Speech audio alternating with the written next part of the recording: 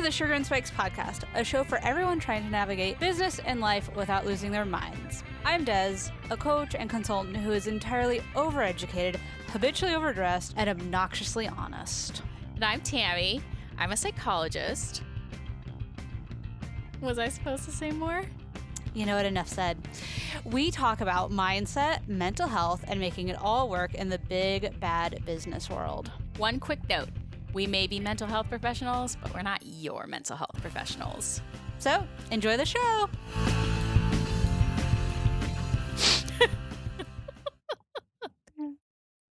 I refuse. And we're back. Oh my goodness. Okay. That was, you know what? That was not a fantastic entry into the podcast, into this episode. That was far from perfect.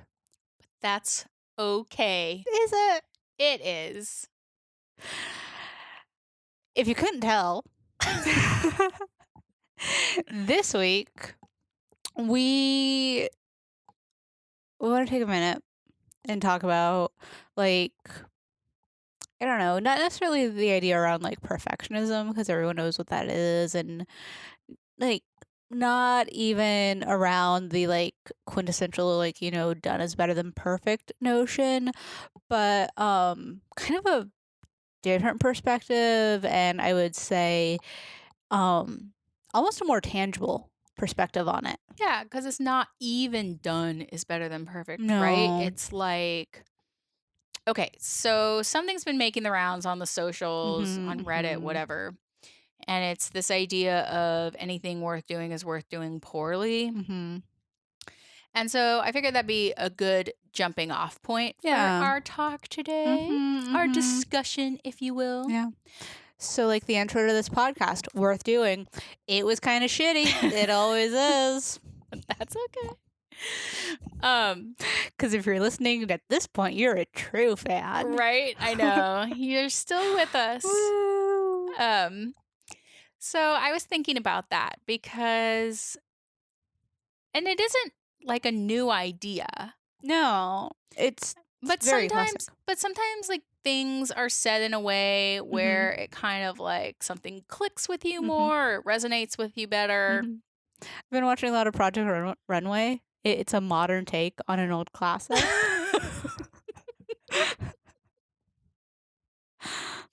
Yes. No, but so, okay.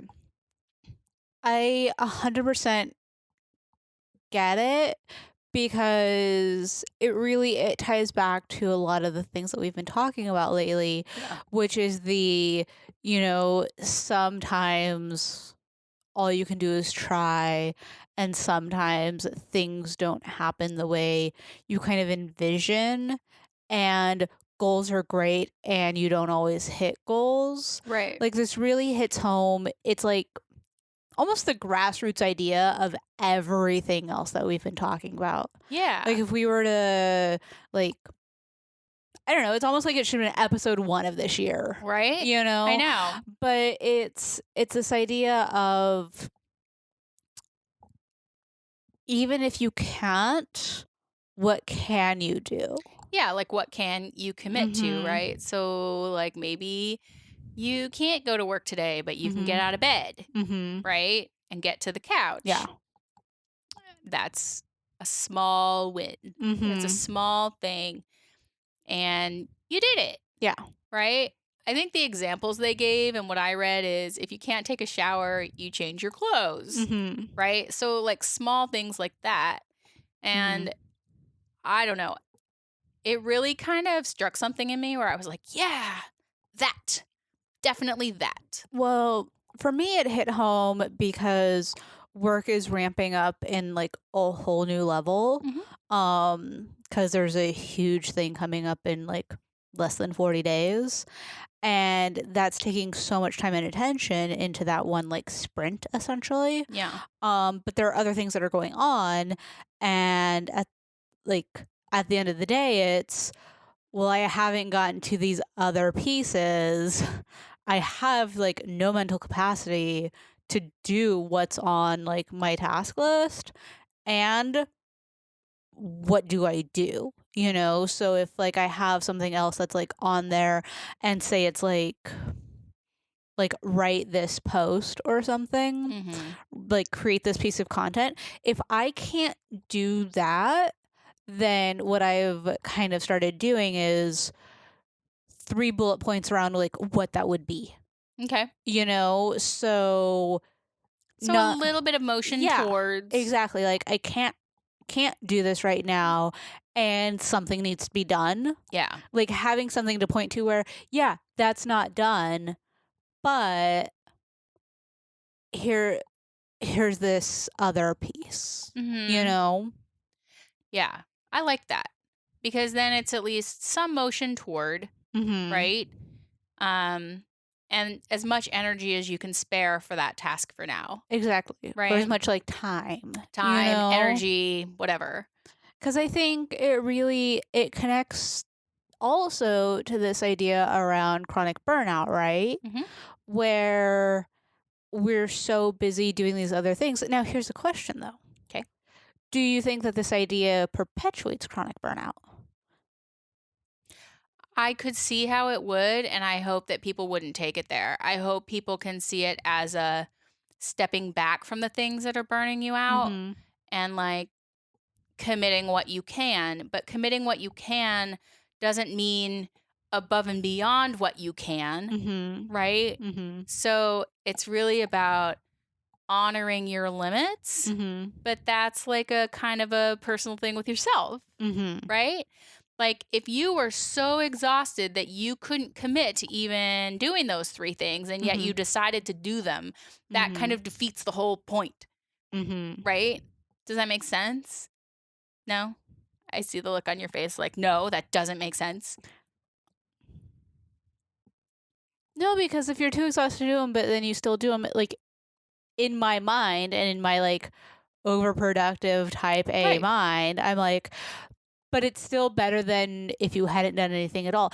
But I could see, like, no, I'm arguing with myself. Like, I could see how that would be counterproductive because if it's not great, then you have to spend time to like redo it. And like, you get caught in these rabbit holes.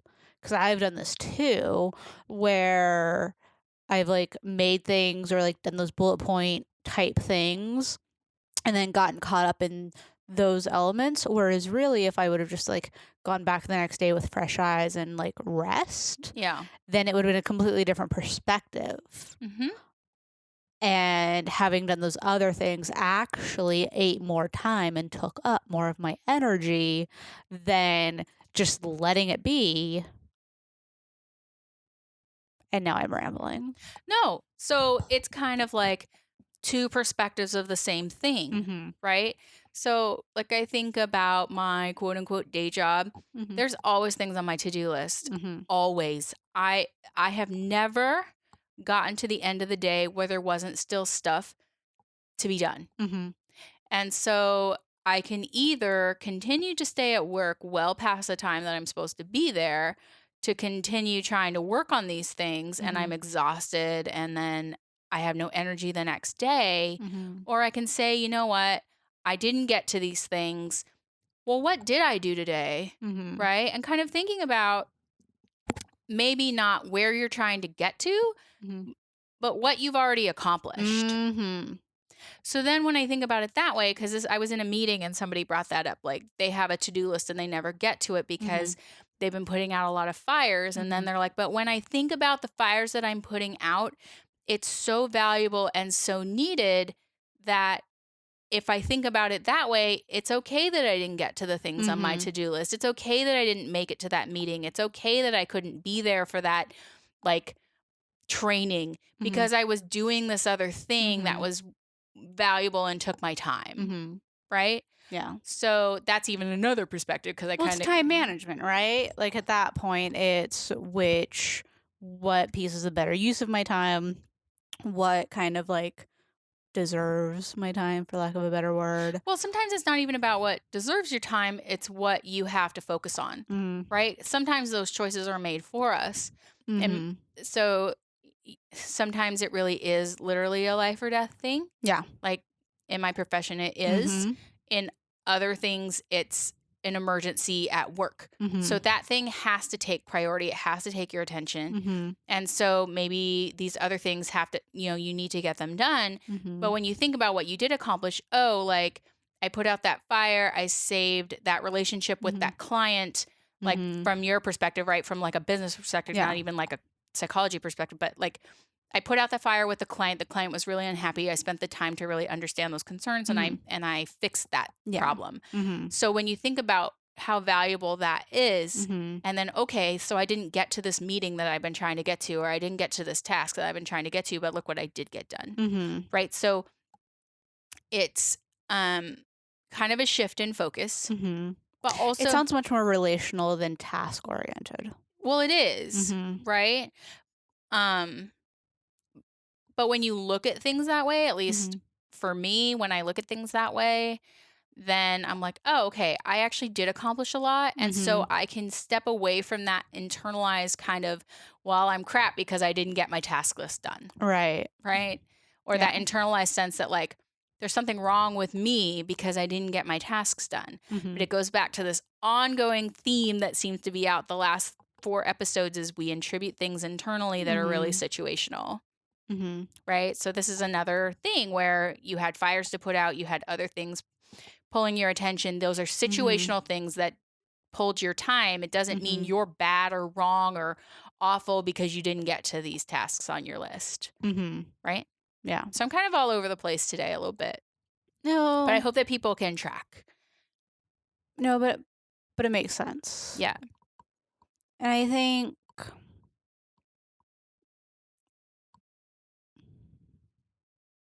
I'm trying to think of where I want to go with that.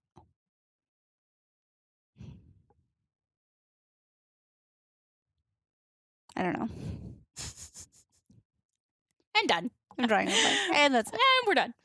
Um, because like maybe you could commit to doing maybe some notes for Mhm. something you had to get done, but maybe you couldn't. Well, it's a lesson in letting it be okay. Right. And not even necessarily learning like hard boundaries. Like, again, this goes back to something we've talked about a lot recently, which is like it goes back to either black and white or living in that gray. Like, we like to think about boundaries as black and white, but really boundaries are kind of gray. Like, yes, of course, there are hard and fast things, but also like it depends. It depends on like the task. It depends on the client calling like for your attention. It depends on so many other elements. And it's this continuous lesson of figuring out what works for you and what you're okay with. Right. Well, but what I would challenge you in that way is that obviously it's been okay with a lot of folks to push Mhm. themselves past the point where they can actively cope Mhm. and just burning their internal resources to the ground. I would argue that it hasn't been okay. But they've been doing it. I did it, you did it. We And even none of us were okay with it. Like, that would be my challenge. Like, every time you and I have done that, we've participated in some sort of coping skill or like mood dysregulation that showed us that it was not okay. and yet we chose to do it, right? So this Which I goes back to finding those boundaries, right? Right. So this idea of chronic burnout being Mhm. constantly pushed beyond your boundaries, but Mhm. we're the ones choosing to do that because we're driven by this own internal sense of like, Mhm. if I don't get my task list done, I'm a shitty person. Mhm. I'm not competent. I'm not able. I'm not good enough. I'm not Mhm. whatever enough. Like, Yeah. insert negative Yeah. thing here. Insert enough here. Right. Yeah. So, like, it does. It gets messy and kind of snowballs a little bit. Mhm. So we've snowballed a little bit with it in our conversation today. But like that idea of, but going back to where we started, Mhm. um, this idea of doing as much as you can and then Mhm. stepping away Mhm. or doing less and being okay, Mhm. right? And reframing how you think about that. Yeah. Say more. No, you say more. I was just going to say to you, dead air thinking is not good podcasting. That's why we edit it. I mean, these are conversations that we have with ourselves over and over. These are things that come around again and again and again, right? So with this kind of idea, like, how would people kind of like step into that new trial, like that new way of thinking and behaving? Well, small steps are always where I start Mm-hmm. because small steps lead to sustainable change. Mm-hmm. And that really does tie into the anything worth doing is worth doing poorly, because it's like it's that really shitty first mile that runners build from. Right. You know? Yeah. You build from there, Mm-hmm. right?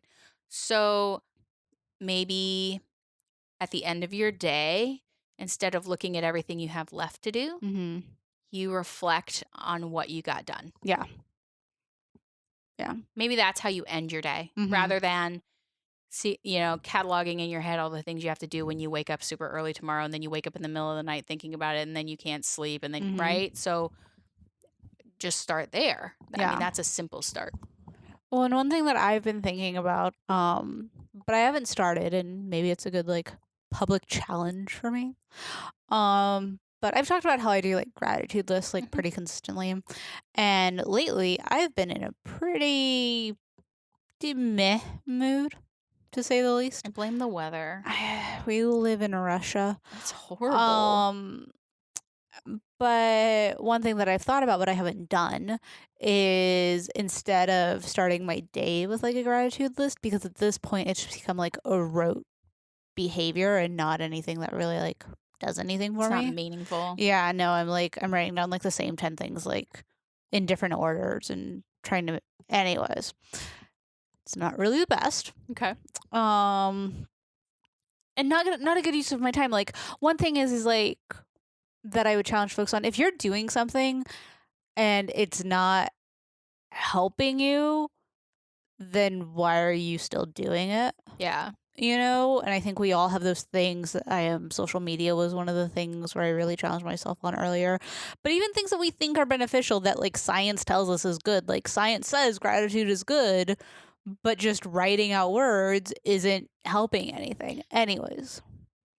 Yeah, it's like handing somebody like a list of self-care activities, like, thanks, that's super helpful. Like, I didn't know to take a bath. Exactly. I was just thinking about that. Like, of course. Silly me. Right? Like, thanks, that's super helpful. Yeah. So sometimes we can get stuck in those coping things that were really valuable in the beginning. And we've either moved beyond them or have to think of a new way to use them. Exactly. And that's the thing where recently I've thought about it, and I've just been like, well, maybe I need to shift and add a bit of direction. And maybe it's like, instead of things I'm thankful for, end the day with things I'm glad happened. You know, like looking back on like the actual day. Because one thing is, I've been waking up like super stressed and feeling like no matter what I do, things aren't getting done, even though like they are. And I realized like I need some sort of evidence to remind myself that yes, there's motion forward. Well, that's that reflection, right? At the end of the day, what did I accomplish? What did I get done? Because usually we're like, yeah, I got a lot done, but look at how much I have left to do. And then it becomes like, okay, I don't need to think about what I already did. I just have to focus on what I have to do. But like, you're never going to get to the end of that list. Right? Like, it's like that goddamn carousel on Grey's Anatomy. Right? I've been rewatching season 11 of Grey's Anatomy. And I started it. And it opened with that goddamn carousel. Because there's this whole season where almost every episode opens with Alice Grey talking about how the carousel never stops spinning. It doesn't. And I'm like, your to-do list never stops, like, to doing. No, because things always get added. Yeah. So, and if they're not, then that's cause for concern. I mean, really, it is, right? right. Sorry, I cut you off. Continue. No, go ahead. I mean, I just think about like the discipline that I'm in. Like, you have to think about there's no shortage of work because there's no shortage of need. Yeah. And you're so busy, you're tasked with a lot of responsibilities. And so there's just things you aren't going to get to. And you have to think about the meaningful things you're accomplishing or you're going to burn out. Right? Psychology, you can burn out. It's a thing. Right? So, I mean, in anything you're in, you can burn out. Totally. I think for me, well, it's my field. So Yeah. obviously, like things, anyway, whatever.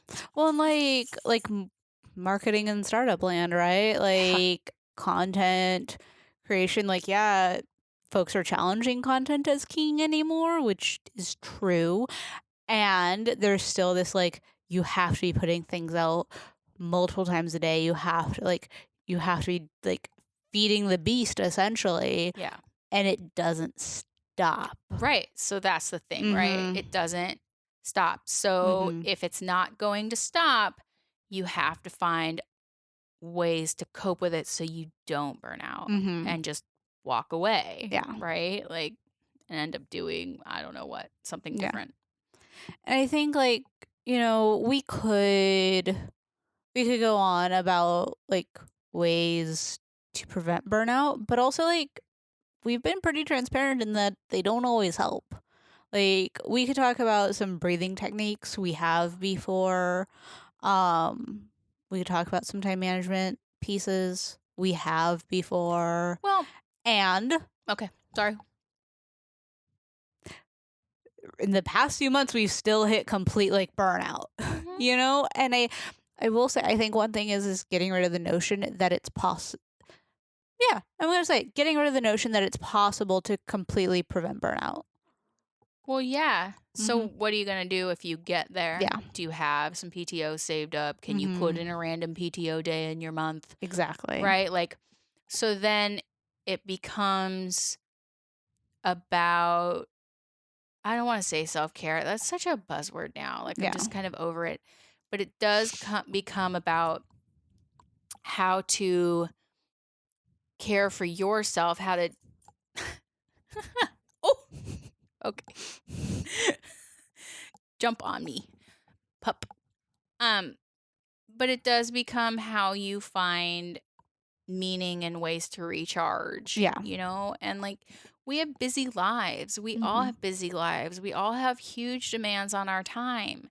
So this has to be something that we have to work in as a priority somehow, even in small little ways. Yeah. Right? Like last year, I was driving all over the place and podcast in my car became like my way to recharge because I was driving 3 hours every other day. Yeah. Right? And so I couldn't avoid that, you know? So you have to find ways that help you deal with it better. Yeah. And powering through at all costs is not going to be that way. It just isn't. Like, that's made for short term. You can't sustain. And I think letting things multitask, like the driving and listening to podcasts, to where it became a thing where you almost look forward to it to like listen to those episodes and stuff. It shifted from like a have to do to a, okay, I get this time. Right. And I know for me, like working out is one of those things where, I mean, yes, there is complete privilege in being able to do that regularly. I know a lot of people can't. And for me, like organically, it's very much a to do versus a I get to do type of thing. Yeah. And really shifting my perspective around that and embracing it for what it can be for those moments, and, you know, just kind of like shifting the perspective. Yeah. 'Cause like you had to drive. I don't want to say like I have to work out, but it's You do. medicine says you kind of need to, especially like I work from home. I need some sort of activity in my life. Well, and you know that's how you set yourself up to be your most productive Yeah. self, right? But like shifting it from something that like needs to be done, like taking a pill essentially, Yeah. to okay, this is my time and I get to, like, shifting those things where, yeah, circumstances say you need to do this, and how is it you get to enjoy it? Right. I think that's what I'm getting at. Yeah. You Yeah. know? Like 3-hour drive. What are you going to do? Mm-hmm. Make it good. Yeah. So have your snacks, have your water, Mm-hmm. have your favorite podcast all set to go, Mm-hmm. Mm-hmm. and just make the best of it. Yeah.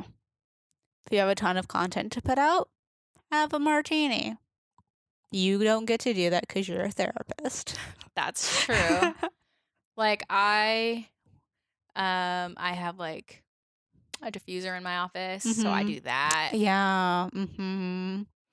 Like, it's I have green plants in my office. nice. So like those are ways that I do it. Mm-hmm. I set my office up to be a space I really like to be in. Yes, which is so key. And I think that is one piece where we have very little power over what our days look like. And for a lot of us, we have a ton of power over what our days actually look like in terms of like the settings and things like that. And taking back that control for those moments of like calm and peacefulness, um, and like happiness that you can. Yeah, how you connect your emotions to Mm-hmm. your activities or your day, Yeah. your to-do list, whatever you want to call Mm-hmm. it, right? Yeah. You can, that's the piece you can be in control of. Mm-hmm. So how are you going to do Yeah. that? And I think the thing is like we talk about, there's this whole idea, and we love it, around like treat yourself, Yeah. you know, but it started out and has definitely like consisted as this like bigger idea of like buy the fancy bag, buy the makeup, buy the stuff, but like how can you set your day up to like treat yourself just day in and day out? Yeah, You know, well, right? like how can you give yourself those smaller moments? Yeah, Um and I think that's something that kind of gets lost for sure. and kind of gets dulled a bit. Like something that may feel really nice one day and may evoke like happiness one day, like we habituate quickly. Sure. So then like don't rely on it. Like check in and shit, change it up, you know, like shift and try other things to keep that. Spark. Yeah, exactly. Yeah. Well, Because the things I need in a given day may be different. mm-hmm. If I'm super tired, if I was up with my kid Mm-hmm. who was sick the whole night, which just recently happened, Yeah. and I'm going to work the next day, then the Mhm. things I need to get through that day and feel good are going to be different than another day where that didn't happen. Yeah. Right? So it is about the shifting and moving Mhm. through with kind of the daily stuff, Mhm. you know? Yeah. 'Cause I will say one thing I've thought about recently is like I know I have this desire like to seek consistency, and I'm always shocked when a day goes different than the day before, or like if my mood is different, and I'm like having this realization that feels like 25 years too late to be developmentally appropriate, or I'm like, oh, things change day by day. So what worked and felt really nice the day before may not, probably doesn't feel the same or have that same, It just may you not be the know. thing you need that day. Exactly. You And know? I'm just realizing that that's okay. It's okay. 20, yeah. Which is why, like, I encourage people to have like a box of tools, Mhm. basically. So Like a like a toolbox. toolbox, if you will. of coping of different things they do, because if you only have one thing, what if that thing's not working? Yeah. You have to have options. And not like a million options, but No, a million. absolutely a Yep. million. But some good, solid choices, right? Like we've talked about, like in case of emergency, break glass Yeah. kind of coping. I have those too. They're not for all the time. No. But there's definitely times when that's the thing and Yeah. I'm going to do that. You know what I mean? Yeah. So, like, it's about options to get you through. Yeah. It's almost like a well-developed wardrobe where like you have your day-to-day stuff. You're like, I'm going on an interview outfit. You're like really fancy, like black tie, like your tools. But What if then, it's but then you have to go to something and you're like, I don't have the thing for that. Yeah. So then you have to go get it. Oh, that's so good. What if instead of a toolbox, it's a closet? Yes. Your skills closet. Yes. I love it. All right. There you go, everybody. Skills closet. There's nowhere to go in this TM. episode. Not sure if there's anywhere else to go with the podcast. We're but done. We'll see. No, but I like that. Yep. Go team. Go team. So, okay. Takeaways for the episode. Options.